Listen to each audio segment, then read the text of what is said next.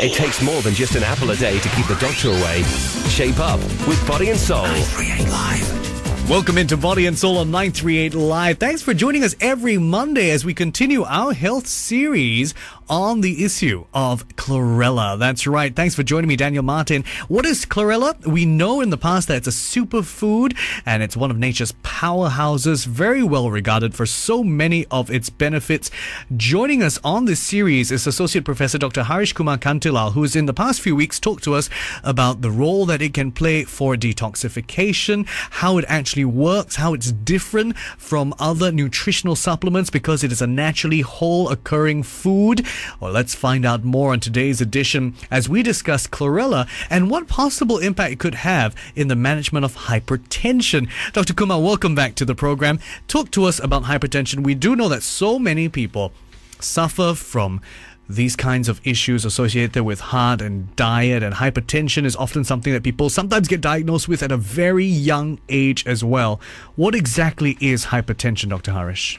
Okay, basically hypertension, another term that many of us know it is high blood pressure. So high blood pressure and hypertension is actually the same thing. Now basically hypertension is normally confirmed when the systolic blood pressure is above 140 and above, and the diastolic blood pressure is 90 and above. As we know, we always have two readings. The upper one is called the systolic and the bottom one is called the diastolic. Okay, so when the moment it goes to 140 and above for systolic and diastolic 90 and above, that means a person is actually hypertensive. Okay, that is the definition of hypertension. But the problem with hypertension is sometimes there's no symptoms. You know, many of the people who have it, they don't even know it. Yeah, that's why many young people will be very shocked when they get diagnosed with it. Exactly. That's why it's always called the silent killer. It's always called a silent killer. There may be no symptoms at all. Okay, but the only way to confirm that I have hypertension or a person has hypertension is to go and get your blood pressure checked. Okay, that's the only way. That's very important because, okay, sometimes when the blood pressure goes on very high, that's where the person will start having very bad headaches, dizziness, okay, alteration in vision. So that's where hypertension. Okay, you can really feel the effects of hypertension. How widespread a problem is this, would you say? Oh, I would say it's a global problem actually today. As I always speak in my talks, and it is a lot of close to 1 billion people in the world are today hypertensive. In Singapore, it's quite a big problem because about 27% of Singapore's population is actually hypertensive. So you can imagine it's close to It's more than a quarter. Yes, it's more than a quarter. So every 3 to 4 people you say hello, one of them will be having hypertension. So the big question is why? Why are people developing it? Now, basically, the main reasons why are the number of hypertensive increasing in the world, the main reasons are two. Number one is basically our lifestyle. The amount of stress has just increased in the past 2 or 3 decades. Okay, so stress is number one. And the second thing is basically due to our diet. Okay, our diet unhealthy, a lot of sodium intake in our food. Salt intake, okay. And many people nowadays, they always claim to not having enough of time to do the important thing called exercise. So all these 3 things together put in, okay, normally causes the prevalence of hypertension to increase year by year. You also were mentioning to me something about the something to do with the endothelial cell dysfunctions that happen within the body. Is that part of hypertension? Yes, hypertension is actually a disease where the blood vessels are actually unhealthy. Now we must understand that we have got 3 types of blood vessels: our veins, our arteries, and our capillaries. Now all of these blood vessels have got a lining, an inner lining, which is called the endothelium. So as far as your endotheliums are doing well, your blood pressure will be okay, which is 120/80. Or slightly below 120 or slightly below 80. Now in a person with hypertension, what happens is the endotheliums have been damaged. Now due to their lifestyle, okay, due to too much of sodium intake, due to free radicals, okay, all of this together will slowly damage the endothelium. Now once the endothelium is damaged, the endothelium is an important part that produces vasodilators, stuff that dilates your blood vessels and bring pressure down. Okay. Now these vasodilators have got so many names. One of them is nitric oxide. So once the endothelium is damaged, nitric oxide or the vasodilator cannot be produced. Once the vasodilator cannot be produced, the blood vessel will have a vasoconstricting effect. Now once the blood vessels go into constriction, that's when your pressure starts shooting. That's when the pressure starts shooting up. So basically, hypertension is a lot to do with the health of the endothelium, the lining of all our blood vessels. So we have to really take care of our endothelium because they are the the one that produce the vasodilating substances such as nitric oxide. You mentioned, of course, that a role is played by your diet, by lifestyle. I want to find out more about who else is at risk for hypertension and what we can do about it. Stay with me, Daniel Martin, as we continue on Body and Soul just ahead on 938 Live. Oh, and I should say as well, if you have any questions, you can actually email them across to us, okay? We won't be having the time to take any of your phone calls right now today, but you can email them, and they will be sent over to Associate Professor Haresh Kumar Kantilal. If you send them to this email address, it's info@abeilledor.sg. I'll spell that out for you, okay? Info, I-N-F-O, at abeilledor, spelled ABEILLEDOR.sg. info@abeilledor.sg. Send your. And we're joined on the program by Associate Professor Dr Haresh Kumar Kantilal, who's an Associate Professor based at the Faculty of Medicine of Masa University College in KL, Malaysia. Now, he has a background and expertise in areas of research in microbiology, medical science, and nutrition.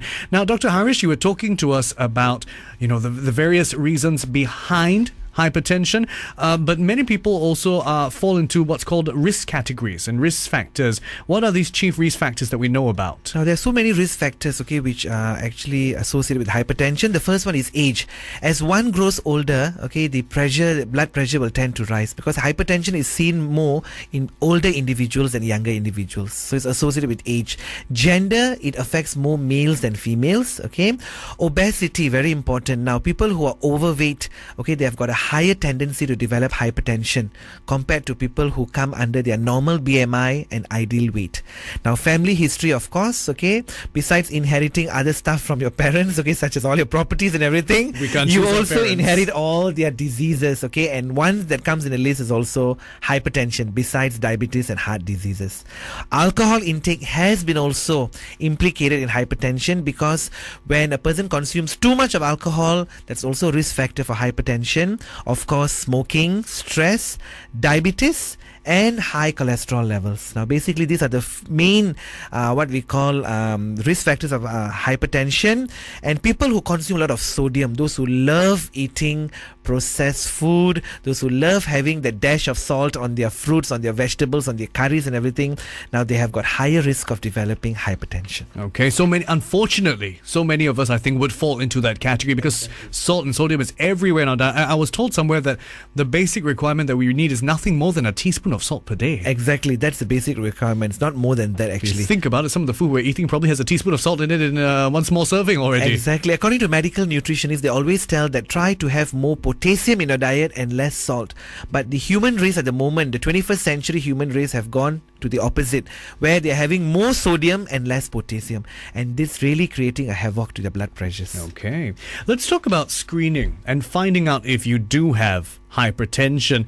What are the ways in which we can really help screen for and detect hypertension in adults? Because sometimes young adults have it and they don't realize it. Exactly. The recent Singapore Ministry of Health Clinical Practice guidelines on health screening recommended BP measurements at least once every 2 years, okay, for adults aged 21 years and above, with a diastolic blood pressure of above 85 and a systolic blood pressure of above 130 milligrams mercury. Okay, and basically I feel that once you hit 40, okay, you should try to go for your blood pressure checking investigation at least every 3 months. I always tell everybody, whenever you have a friend who's a doctor, or you go to clinic for some sore throat or for some fever or something, get your pressure tested. Because that's the only time. Blood pressure is something that nobody goes to the clinic all the way to get their blood pressure tested. It'll be so funny, man. So while you have the time, you have the chance, get yourself the blood pressure tested, because you might not know when it starts to go higher. Absolutely. And all the more if you come from a family where hypertension is very much prevalent, you should always keep tab. You must always have your blood pressure checked. That's a good piece of advice. I know many pharmacies now, so if you pop in to buy your Band-Aids or your mouthwash, pharmacies will have pharmacists who can take your blood pressure for you as well. Yes, you do it. So whenever you have the time, you spend the extra 5 minutes, and in case you have to pay some few dollars or whatever, do it, because this will really take you a long way. Okay, because hypertension, if it's undetected, it can damage your body internally, slowly but surely. What organs are damaged? Such as your liver, your kidneys, mainly your kidneys, okay, and also your heart. So basically, we do not want this kind of damage to happen. So screening is very much important. Stay with us as we continue finding out more about hypertension right here on Body and Soul on 938 Live. My guest on the program, Associate Professor Dr Haresh Kumar, who has a background in areas of research in microbiology and medical science and nutrition. He is based at the Faculty of Medicine at Masa University College in KL, Malaysia. This edition of Body and Soul is brought to you by abeilledor Chlorella. For more information, please call 6339 5045.